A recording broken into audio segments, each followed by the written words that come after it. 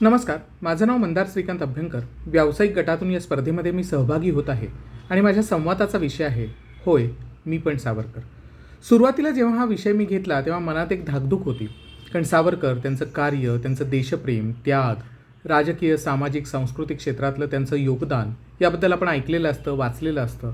सावरकर प्रेमी म्हणून आपली त्यावर मतं असतात आणि त्यामुळे साहजिकच या योगदानासाठी त्यांना भारतरत्न द्यावं का, किंवा ते स्वातंत्र्यवीर होते का माफीवीर, तो माफीचा अर्ज होता का ते ॲम्निस्टी पिटिशन होती, किंवा सामाजिक हिंदू संघटक म्हणून त्यांनी जे काम केलं ते सामाजिक होतं का ती एक राजकीय चाल होती. या आणि अशा विविध विषयांवर चर्चासत्र झडत असतात, मतमतांतरं होत असतात आणि सावरकर प्रेमी म्हणून आपण ही शब्दांचे बुडबुडे त्याच्यामध्ये सोडत असतो आणि ते फार सोपं असतं. पण तुम्ही आणि मी ज्याचं उग्र दैवत सावरकर आहेत स्वतः, ते सावरकरच आपल्याला म्हणतात की अरे पुरे झाले महिमा मंडन, तू काय करतोयस, तुम्ही काय करताय, असं ते नच करतात आणि एकदम आपण झोपेतून खडबडून जागे झाल्यासारखं होतं.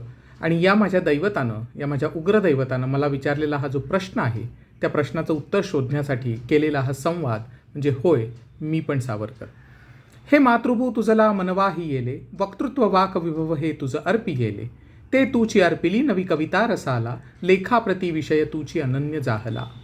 ही सावरकरांचीच कविता म्हणजे त्यांच्या समग्र जीवनाचं सार आहे असं म्हटलं तर फारसं वावगं ठरणार नाही. मारिता मारिता मरे तो झुंजेन असं म्हणून वयाच्या 15व्या-16व्या वर्षी स्वातंत्र्य समरामध्ये उडी घेण्याची प्रतिज्ञा करणारा बालविनायक असेल. 1857चं बंड हे शिपायांचं बंड नसून ते स्वातंत्र्य समर आहे असं म्हणून तरुणांना आणि क्रांतिकारकांना प्रेरणा देणारा तरुण लेखक असेल. तत्कालीन पुढारी अर्जविनंत्याचं राजकारण करून वसाहतीचं स्वराज्य मागत असताना पूर्ण स्वराज्याची मागणी करणारा तरुण राजकीय कार्यकर्ता असेल. किंवा तुम्ही आम्ही सकल हिंदू बंधू बंधू तो महादेवजी पिता आपुला चला त्याला बंधू असं म्हणून जातीपातीच्या वर उठून एक हिंदू म्हणून, समाज म्हणून आपण एकत्र येऊया अशी आर्त हाक देणारा हिंदू संघटक असेल. राजकारणाचं हिंदूकरण करा आणि हिंदूंचं सैनिकीकरण करा म्हणणारा चाणाक्ष राजनेता असेल. किंवा श्रुती स्मृती पुराणोक्त यातून बाहेर पडा आणि अद्ययावत व्हा असं सांगणारा पुरोगामी द्रष्टा विचारवंत असेल. सावरकरांच्या आयुष्याचे हे बहुआयामी व्यक्तित्वाचे हे सर्व पैलू जेव्हा आपण तपासतो, त्याचा अभ्यास करतो, तेव्हा एक आणि एकच गोष्ट तुमच्या माझ्यासमोर येते, स्वातंत्र्यवीर सावरकर म्हणजे स्वभान, स्वतःची ओळख.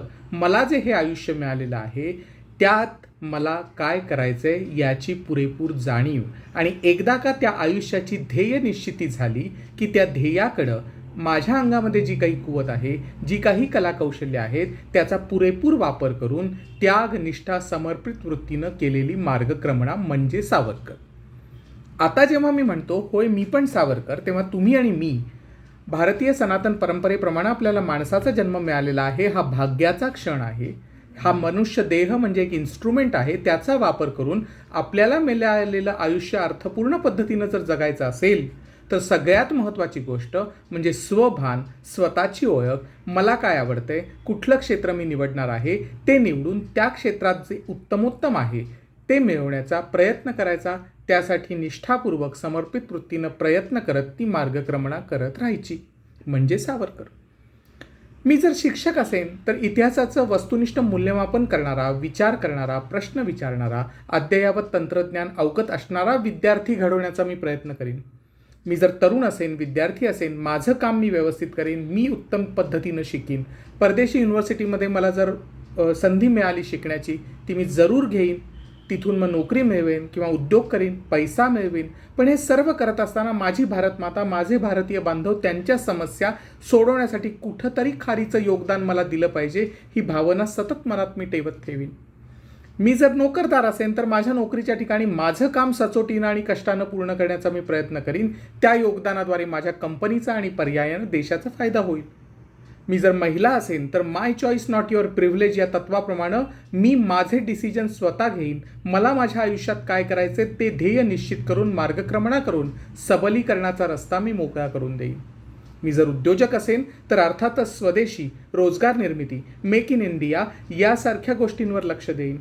निर्यात क्षेत्रात असेल तर वस्तू आणि सेवांचं जास्तीत जास्त निर्यात करून त्यातून मिळणारी जी परकीय चलन आहे ते माझ्या कंपनीसाठी फायदेशीर ठरेलच, पण देशासाठीही उपयोगी ठरून ते जे रिसोर्सेस आणि संसाधनं असतील त्यातून देशाच्या समस्या सोडवण्यासाठी फायदा होईल. हे सर्व जर मी बघितलं आणि आजची जी जनरेशन झेड आहे ना, ती काय म्हणते, YOLO you only live once. मग जर एकच आयुष्य असेल आणि ते जर उत्तम पद्धतीने अर्थपूर्ण जगायचं असेल तर you have to live it to the fullest. You have to enjoy this journey. त्यासाठी एकच गरजेचं आहे, तुमचं ध्येय निश्चित करा, स्वतःला ओळखा आणि त्या ध्येयाच्या पर्यंत जाण्याची मार्गक्रमणा निष्ठेनं, प्रयत्नपूर्वक, समर्पित वृत्तीनं चालू ठेवा.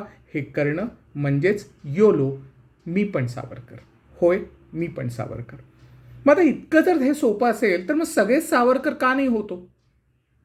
तर त्याचं उत्तर ना फार गमतीशीर आहे. तुम्ही आणि मी, माणूस, याला काय म्हणतात बायोलॉजीमध्ये? विचार करणारा प्राणी, म्हणजे होमो सॅपियन सॅपियन. आता ही जी विचार करण्याची आपली क्षमता आहे ना, तुम्ही स्वतःमध्ये डोकावा, आजूबाजूला समाजामध्ये बघा, त्याच्यावर भावना नावाची गोष्ट आरूढ होते आणि मग त्या भावना आणि विचारांच्या कोलाहलामध्ये बरेचदा आपल्याला ज्या गोष्टी करायच्या नसतात त्या करून आपण मोकळ्या होतो. मग ना इंस्टाग्रामवर मला लाईक्सच मिळत नाही आहेत. माझ्या आजूबाजूचे जे आहेत ना ते फेसबुकवर परफेक्ट हॉलिडे पिक्चर्स पोस्ट करतायत. मी मात्र इथं घर ते ऑफिस, ऑफिस ते घर, ट्रॅफिकमध्येच अडकलेलो आहोत. कॉलेजमध्ये ना तो हँडसम मुलगा आहे, ती सुंदर मुलगी आहे, सगळे त्यांच्याकडेच जात आहेत, मी कुठंतरी दुर्लक्षित होतो आहे. मी आता ना इन्व्हेस्टमेंट चालू केली आहे, पण चायनीज मार्केट ओव्हर व्हॅल्यूड वाटत नाही आहे. बिटकॉईनची रॅली मिस झाली का हो? टेस्ला घ्यायला पाहिजे होता. USA मधले स्टॉक घेऊ का? म्हणजे प्रत्येक ठिकाणी काहीतरी हातातनं सुटतंय, मला ते गवसत नाही आहे, काहीतरी राहतंय. ही सतत एक भावना आपल्या मनामध्ये असते आणि त्या भावनेतून विचार करण्याची आपली क्षमता ही थोडीशी कमी होते आणि आपण एक निर्णय घेऊन बसतो. इन्स्टंट ग्रॅटिफिकेशनसाठी तो निर्णय असतो आणि मग आपण बनतो FOMO sapien, fear of missing out.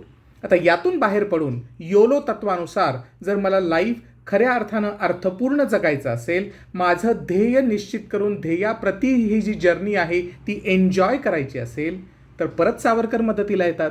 ते म्हणतात उपयुक्ततावाद, व्यवहारवाद, म्हणजे वन नाईट वंडर न होता life is a marathon not a sprint, असं म्हणत ती जर आपण एन्जॉय करत गेलो तर त्यासाठी आपण प्रयत्न केले. विचार आणि भावना यांच्या संघर्षामध्ये आपण स्वतःला विचारलं की मला इन्स्टंट ग्रॅटिफिकेशन पाहिजे का डिफर्ड ग्रॅटिफिकेशन पाहिजे, त्यानुसार निर्णय घेतले तर आपण फोमो सॅपियनचे बनू JOMO sapien, joy of missing out, and you actually live life to the fullest. ते तुम्ही एन्जॉय कराल आणि खऱ्या अर्थानं आपण म्हणू शकू की होय, मी पण सावरकर.